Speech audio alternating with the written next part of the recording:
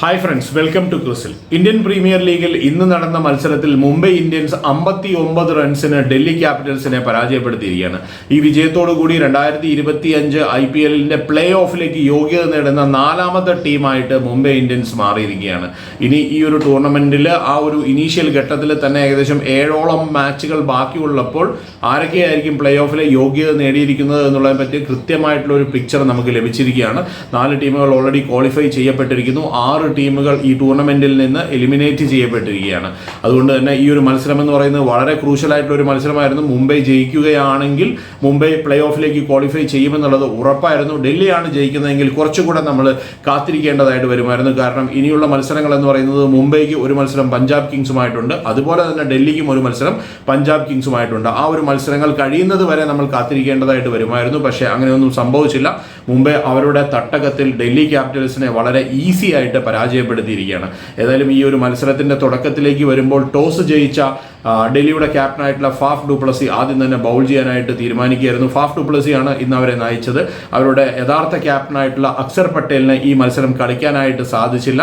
ആരാധകരെ ഒരു വലിയ ദുഃഖത്തിൽ ആഴ്ത്തിക്കൊണ്ടാണ് ആ ഒരു ടോസിന്റെ സമയത്ത് ഫാഫ് ഡു പ്ലസി പറഞ്ഞത് അദ്ദേഹം ഒരു അസുഖം വന്ന് അദ്ദേഹത്തിന് കളിക്കാനായിട്ട് സാധിക്കില്ല എന്നുള്ളത്.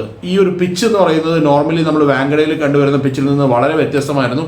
മഴ നല്ലപോലെ ഉണ്ടായിരുന്നു കുറച്ച് ദിവസങ്ങളായിട്ട്, അതുകൊണ്ട് തന്നെ പിച്ച് മൂടിയിട്ടിരിക്കുകയായിരുന്നു. പിച്ച് മൂടിയിട്ടിരിക്കുന്നത് കൊണ്ട് തന്നെ നല്ല മോയ്സ്ചർ കണ്ടന്റ്, ഈർപ്പം ഉണ്ടാവും എന്നുള്ളത് ഉറപ്പായിരുന്നു. ഈർപ്പം ഉണ്ടെങ്കിൽ ബോൾ നല്ലപോലെ പിടിച്ചാണ് വരിക. അതായത് നല്ല സ്റ്റിക്കി ആയിട്ടുള്ള പിച്ചായിരിക്കും, ഈസി ആയിട്ടുള്ള ബാറ്റിലേക്ക് വരില്ല. സ്പിന്നർമാർക്ക് നല്ല ആനുകൂല്യം ലഭിക്കുകയും ചെയ്യും. അതുകൊണ്ട് തന്നെ അക്സർ പട്ടേൽ ഈ മത്സരത്തിൽ കളിക്കാതിരുന്നത് ഡൽഹി ക്യാപിറ്റൽസിന് വലിയ വലിയ വില നൽകേണ്ടി വന്നു എന്നുള്ളതാണ് എൻ്റെ അഭിപ്രായം. കാരണം അസുഖമാണ്, അതുകൊണ്ട് നമുക്കൊന്നും പറയാനായിട്ട് സാധിക്കില്ല. നമ്മളൊരു സ്പിന്നർമാരുടെ സ്പെല്ല്, 2 ടീമിലെയും സ്പിന്നർമാരുടെ സ്പെല്ല് എടുത്ത് നോക്കുകയാണെങ്കിൽ നമുക്കത് കൃത്യമായിട്ട് മനസ്സിലാവുകയും ചെയ്യും. അത്രത്തോളം ഒരു സ്റ്റിക്കി ആയിട്ടുള്ള പിച്ചായിരുന്നു. ഏതായാലും ഫാഫ് ഡു പ്ലസിയുടെ തീരുമാനം എന്ന് പറയുന്നത് ആദ്യം തന്നെ ബൗൾ ചെയ്യുക എന്നുള്ളതായിരുന്നു. അത് ഒരു നല്ല തീരുമാനമായിരുന്നു എന്ന് തെളിയിക്കുന്ന രീതിയിലായിരുന്നു അവരുടെ ബൗളർമാരുടെ ഇനീഷ്യലുള്ള ഒരു പ്രകടനം എന്ന് പറയുന്നത്. കാരണം ഇങ്ങനത്തെ പിച്ചിൽ കളിക്കുമ്പോൾ എപ്പോഴും നമ്മൾ പറയുന്നതാണ് ന്യൂ ബോളിൽ മാക്സിമം റൺസ് നേടാനായിട്ട് ശ്രമിക്കണം, പവർ പ്ലേയിൽ റൺസ് നേടാനായിട്ട് ശ്രമിക്കണം. കാരണം ആ ഒരു സ്റ്റിക്കി ആയിട്ടുള്ള പിച്ചാണെങ്കിലും ന്യൂ ബോൾ ആയതുകൊണ്ട് തന്നെ ബോൾ കുത്തി കുറച്ച് ബാറ്റിലേക്ക് വരും. പക്ഷെ അത് കഴിഞ്ഞാൽ ആ ഒരു ന്യൂ ബോളിന്റെ ഒരു ഷൈനൊക്കെ നഷ്ടപ്പെട്ട് കഴിഞ്ഞ് കഴിഞ്ഞാൽ പിച്ചിൽ ഒരുപാട് ഗ്രിപ്പ് ലഭിക്കുമെന്നുള്ളത് കൊണ്ട് തന്നെ ബോൾ നന്നായിട്ട് ടേൺ ചെയ്യാനുള്ള സാധ്യതയുണ്ട്. അതുപോലെ തന്നെ ബാറ്റർമാരെ സംബന്ധിച്ചിടത്തോളം ഈസി ആയിട്ട് സ്ട്രോക്ക് കളിക്കുക എന്ന് പറയുന്നത് ഒട്ടും ഈസി ആയിട്ടുള്ള കാര്യമല്ല. മുംബൈയെ സംബന്ധിച്ചിടത്തോളം അവരുടെ ഓപ്പണർമാരും അതുപോലെയുള്ള ആ ഒരു ഇനീഷ്യൽ സ്റ്റേജിൽ വന്ന ബാറ്റർമാർക്ക് ഒന്നും തന്നെ നല്ല പ്രകടനങ്ങൾ കാഴ്ചവെക്കാനായിട്ട് സാധിച്ചില്ല. രോഹിത് ശർമ്മയും റിയാൻ റിക്കൽട്ടനും ഒക്കെ ആദ്യം തന്നെ പുറത്തായി. പക്ഷേ അവരുടെ ഏറ്റവും പ്രധാനപ്പെട്ട ബാറ്ററായിട്ടുള്ള സൂര്യകുമാർ യാദവിന്റെ ബാറ്റിംഗ് പ്രകടനം, സൂര്യകുമാർ യാദവിന്റെ ആ ഒരു എക്സ്ട്രാ ഓർഡിനറി ആയിട്ടുള്ള ഒരു ബാറ്റിംഗ് പ്രകടനത്തിലാണ് അവർ ഈ 180 എന്ന് പറയുന്ന ഒരു സ്കോറിലേക്ക് എത്തിയത്. കാരണം അദ്ദേഹം ഈ സ്പിന്നർമാരെ നേരിട്ട രീതി, ആ വിക്കറ്റുകൾ ഇനീഷ്യലി നഷ്ടപ്പെട്ടതിന് ശേഷം അദ്ദേഹവും തിലക് വർമ്മയും ചേർന്നുള്ള ഒരു പാർട്ണർഷിപ്പ്, അവർ രണ്ടുപേരും അവരുടെ ഈ സ്പിന്നർമാരെ എസ്പെഷ്യലി കുൽദീപ് യാദവിനെയും വിപ്രജ് നിഗത്തിനെയും നേരിട്ട രീതിയാണ് എടുത്തു പറയേണ്ട ഒരു കാര്യം എന്ന് പറയുന്നത്. സിംഗിളുകൾ റൊട്ടേറ്റ് ചെയ്ത് കളിക്കാനാണ് അവർ ശ്രമിച്ചുകൊണ്ടിരുന്നത്. ഒരു 150 റൺസ് 160 റൺസ് എന്നുള്ള രീതിയിലായിരുന്നു അവർ ആ ഒരു സമയത്ത് ബാറ്റ് ചെയ്തുകൊണ്ടിരുന്നത്. കാരണം ഒരു 150-160 റൺസ് എന്നൊക്കെ പറയുന്ന ഒരു സ്കോറിലേക്ക് എത്താനായിട്ട് സാധിക്കുകയാണെങ്കിൽ മുംബൈയുടെ ബൗളിംഗ് വെച്ചിട്ട് ഡൽഹിയെ പിടിച്ചു നിർത്താനായിട്ട് അവർക്ക് സാധിക്കുമെന്നുള്ള ഒരു വിശ്വാസം അവർക്കുണ്ടായിരുന്നു പോലെ തോന്നിയിരുന്നു.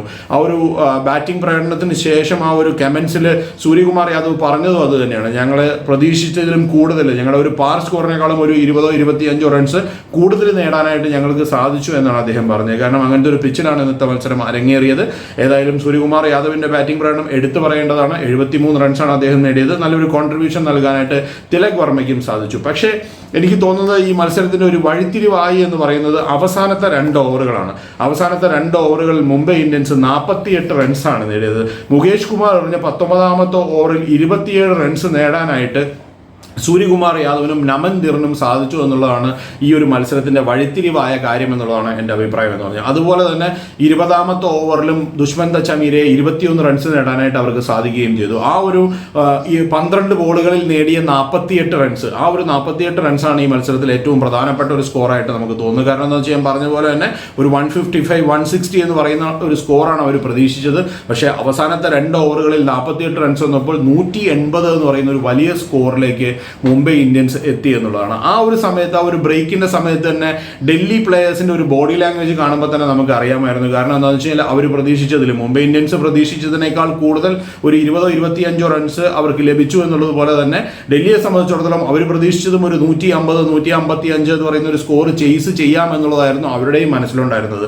പക്ഷേ 180 റൺസ് എന്ന് പറയുന്നത് ഇങ്ങനെ ഇത്രത്തോളം തിരിയുന്ന അല്ലെങ്കിൽ സ്റ്റിക്കി ആയിട്ടുള്ള ഒരു പിച്ചിൽ നേടുക എന്ന് പറയുന്നത് ഒട്ടും ഈസി ആയിട്ടുള്ള ഒരു കാര്യമല്ല. തിരിച്ചു ബാറ്റ് ചെയ്യുന്ന സമയത്ത് ഡൽഹി ക്യാപിറ്റൽസിനും ചെയ്യാനുണ്ടായിരുന്നത് ആ ഒരു കാര്യം തന്നെയാണ്. ഇനീഷ്യലി ആ പവർ പ്ലേയിൽ മാക്സിമം റൺസ് കണ്ടെത്തുക എന്നുള്ളത്. അത് തന്നെയാണ് KL രാഹുലിനെ പോലെയുള്ള ബാറ്റർമാർ ശ്രമിച്ചത്. പക്ഷേ മുംബൈയുടെ ബൗളിങ്ങിനെ പറ്റി നമുക്കറിയാം, ലോകോത്തര പേസർമാരാണ് അവരുടെ ടീമിലുള്ളത്. കറക്റ്റായിട്ട് ഇങ്ങനെയൊക്കെ ഒരു സിറ്റുവേഷനിൽ എങ്ങനെ ബോൾ ചെയ്യണമെന്ന് കൃത്യമായിട്ട് അറിയുന്ന എക്സ്പീരിയൻസ്ഡ് ആയിട്ടുള്ള ഫാസ്റ്റ് ബോളർമാരാണ് അവരുടെ ടീമിലുള്ളത്. അതുകൊണ്ട് തന്നെ ഇനീഷ്യലി KL രാഹുലിന് വിക്കറ്റ് എടുക്കാനായിട്ട് ട്രെന്റ് ബോൾട്ടിന് സാധിച്ചു. അതുകൊണ്ട് തന്നെ ഒരു ബാക്ക് ഫുട്ടിൽ അദ്ദേഹമാണ് ഏറ്റവും ഫോമിൽ കളിച്ചുകൊണ്ടിരിക്കുന്ന ഒരു ബാറ്റർ എന്ന് നമുക്കറിയാം. അതിനുശേഷം അവർ സ്പിന്നർമാരെ നേരിടാനായിട്ട് വിപ്രജ് നിഗത്തിനെ നിയോഗിച്ചു. അദ്ദേഹം വന്ന് ഒരു ഓവറിൽ ഒരു 3 ബൗണ്ടറികളൊക്കെ നേടിക്കൊണ്ട് നല്ലൊരു പ്രകടനം കാഴ്ചവെച്ചു. പക്ഷെ അതൊന്നും തന്നെ ഈ 180 എന്ന് പറയുന്ന ഒരു വലിയ സ്കോറിന്റെ അടുത്തേക്ക് എത്താനുള്ള ഒരു പ്രകടനമാണെന്ന് നമുക്ക് തോന്നിയിരുന്നില്ല. നമ്മൾ ജസ്പ്രീത് ബുംറയെ ആ ഒരു പവർ പ്ലേയിൽ ബോൾ ചെയ്യിക്കാതെ സ്പിന്നർമാരെ ബോൾ ചെയ്തപ്പോൾ തന്നെ നമുക്കറിയാമായിരുന്നു ഈ പിച്ചിൽ എത്രത്തോളം ഈ പിച്ച് തിരിയുന്നതാണ് അല്ലെങ്കിൽ എത്രത്തോളം സ്റ്റിക്കി ആണ് എന്നുള്ളത്. അതായത് ആ ഒരു സമയത്ത് കറക്റ്റായിട്ട് ആ ബൗളിംഗ് ചേഞ്ച് കൊണ്ടുവരുവാനായിട്ട് അവർക്ക് സാധിക്കുകയും ചെയ്തിരുന്നു. കറക്റ്റായിട്ട് ആരെ കൊണ്ട് എറിയിക്കണം എന്നുള്ളതിനെ പറ്റി കൃത്യമായ ധാരണ ഹാർദിക് പാണ്ഡ്യയ്ക്ക് ഉണ്ടായിരുന്നു എന്ന് നമുക്ക് കൃത്യമായിട്ട് മനസ്സിലാക്കാനും സാധിക്കും. ഏതായാലും നല്ലപോലെ ആ ബൗളർമാരെ റൊട്ടേറ്റ് ചെയ്യാനായിട്ട് മുംബൈ ഇന്ത്യൻസിന് സാധിക്കുന്നുണ്ടായിരുന്നു. അതിനുശേഷം മിച്ചൽ സാന്റ്നറുടെ ഒരു എക്സലൻ്റ് ആയിട്ടുള്ള ഒരു ബൗളിംഗ് പ്രകടനം. അദ്ദേഹത്തിനെ പറ്റി പറയുമ്പോൾ എപ്പോഴും നമ്മൾ പറയുന്നതാണ്, ഈ സ്പീഡിൽ ഇത്രത്തോളം വേരിയേഷൻസ് കൊണ്ടുവരുന്ന ഒരു ബൗളർ ലോക ക്രിക്കറ്റിൽ ഉണ്ടോ എന്നുള്ളത് സംശയമാണ്. എസ്പെഷ്യലി സ്പിൻ ബൗളർമാരിൽ ഇത്രത്തോളം വേരിയേഷൻസ്, സ്പീഡിലുള്ള വേരിയേഷൻസ് ഇത്രത്തോളം ഉള്ളൊരു ബൗളർ ഉണ്ടോ എന്നുള്ള കാര്യത്തിൽ സംശയമാണ്. പല ബോളുകൾ എറിയുന്നത് 70 കിലോമീറ്റർ സ്പീഡിലാണെങ്കിൽ അടുത്ത ബോളർ എറിയുന്നത് 90 കിലോമീറ്റർ സ്പീഡിലാണ്, അടുത്ത ബോളർ എറിയുന്നത് 80 കിലോമീറ്റർ സ്പീഡിലാണ്. ഇങ്ങനെ ഈ സ്പീഡ് ഭയങ്കരമായിട്ട് വേരി ചെയ്യാൻ സാധിക്കുന്നത് കൊണ്ടാണ് അദ്ദേഹത്തിൻ്റെ ബോളിംഗ് ഇത്രത്തോളം ഒരു മനോഹരമാകുന്നത് എന്ന് തോന്നാറുണ്ട്. അതുപോലെ തന്നെ അദ്ദേഹത്തിന് വളരെ നല്ലൊരു സപ്പോർട്ട് കൊടുക്കാനായിട്ട് ആ ഒരു കരൺ ശർമ്മയ്ക്കും അല്ലെങ്കിൽ ജസ്പ്രീത് ബുംറയ്ക്കും സാധിച്ചു എന്നുള്ളതാണ്. ഇങ്ങനത്തെ പിച്ചിൽ കളിക്കുന്ന സമയത്ത് ഡെഫിനറ്റ് ആയിട്ടും ഫാസ്റ്റ് ബോളർമാരെ സംബന്ധിച്ചിടത്തോളം അവരും കൂടുതലും സ്ലോവർ എറിയാനാണ് ശ്രമിക്കുന്നത്. ഈ കമന്റേറ്റേഴ്സ് എപ്പോഴും പറയുന്നത് നമ്മൾ കേൾക്കാറുണ്ട്, പേസ് ഓഫ്, അതായത് ആ ഒരു ബോളിന്റെ പേസ് എടുക്കുക, പേസ് കുറച്ചെറിയുക എന്നുള്ളതാണ്. 6 ബോളുകളും സ്ലോവറുകൾ എറിയാനാണ് ബൗളർമാർ നോർമലായിട്ട് ശ്രമിച്ചുകൊണ്ടിരുന്നത്.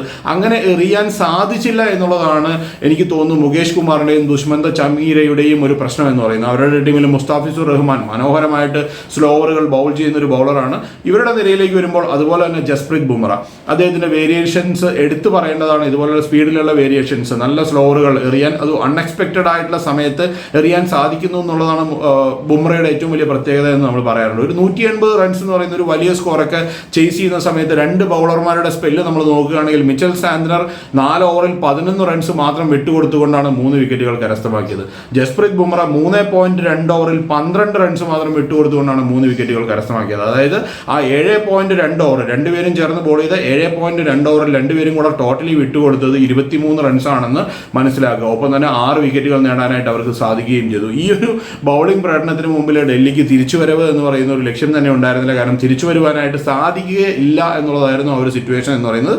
ഏതായാലും മുംബൈ ഇന്ത്യൻസിനെ സംബന്ധിച്ചിടത്തോളം ഒരു ടോട്ടൽ ക്രിക്കറ്റ് എന്ന് പറയാം. കാരണം ബാറ്റിങ്ങിലും ബൗളിങ്ങിലും ഒക്കെ മികച്ച പ്രകടനങ്ങൾ കാഴ്ചവെക്കാനായിട്ട് അവർക്ക് സാധിച്ചു. നമ്മളെപ്പോഴും പറയുന്നത് പോലെ തന്നെ കണ്ടീഷൻസ് ആണ് രാജാവ്. ഇതുപോലെയുള്ള കണ്ടീഷൻസിൽ, മൂടിക്കെട്ടിയ ഒരു അന്തരീക്ഷത്തിൽ നല്ലപോലെ ഒരു സ്റ്റിക്കി ആയിട്ടുള്ള പിച്ചിൽ കളിക്കുന്ന സമയത്ത് അത് കൃത്യമായിട്ട് മുതലാക്കാനായിട്ട്, ബാറ്റിങ്ങിലും ബൗളിങ്ങിലും അത് മുതലാക്കാനായിട്ട് ഒരു വെയിറ്റിംഗ് ഗെയിം എന്നൊക്കെ പറയും നമ്മൾ ബാറ്റിങ്ങിൽ. വെയിറ്റിംഗ് ഗെയിം എന്ന് പറഞ്ഞാൽ അവസാന നിമിഷം വരെ ഏത് ബോളറെയാണോ തെരഞ്ഞു പിടിച്ച് അടിക്കേണ്ടത്, ഏത് ബോളർക്കെതിരെയാണോ നമ്മൾ മാക്സിമം അറ്റാക്ക് ചെയ്ത് കളിക്കേണ്ടതെന്ന് കൃത്യമായ ഒരു ധാരണയോടുകൂടി കളിച്ചതുപോലെയായിരുന്നു മുംബൈ ഇന്ത്യൻസിന്റെ ബാറ്റിംഗ് എന്ന് പറയുന്നത്. അതുപോലെ തന്നെ ബോളിംഗ് ഡിപ്പാർട്ട്മെന്റിലേക്ക് വരുമ്പോൾ 180 എന്ന് പറയുന്ന ഒരു അപ്രാപ്യമായ സ്കോർ ആയിരുന്നു എന്നുള്ളതാണ് എൻ്റെ അഭിപ്രായം എന്ന് പറയുന്നത്. കാരണം അത്രത്തോളം ക്വാളിറ്റി ബൗളർമാർ അവരുടെ നിരയിലുണ്ട് എന്നുള്ളത് കൊണ്ട് തന്നെ. ഏതായാലും ഡൽഹിയെ സംബന്ധിച്ചിടത്തോളം അവരുടെ പ്രതീക്ഷകൾ അസ്തമിച്ചിരിക്കുകയാണ്. നല്ല ഒരു തുടക്കം ഈ ടൂർണമെന്റിൽ അവർക്ക് ലഭിച്ചിരുന്നു. ഇനീഷ്യലി കളിച്ച മത്സരങ്ങളെല്ലാം തന്നെ ജയിച്ച് നല്ല ഒരു രീതിയിലേക്ക് അവർ വന്നതാണ്. അതിനുശേഷം മുംബൈ ഇന്ത്യൻസുമായിട്ടുള്ള ഒരു മത്സരത്തിൽ ജയിക്കുമെന്ന് തോന്നിയെടുത്ത് നിന്ന് അവർ തോറ്റിരുന്നു. ആ ഒരു സമയം തൊട്ടാണ് അവരുടെ ഒരു ഡൗൺഫോൾ ആരംഭിച്ചത്.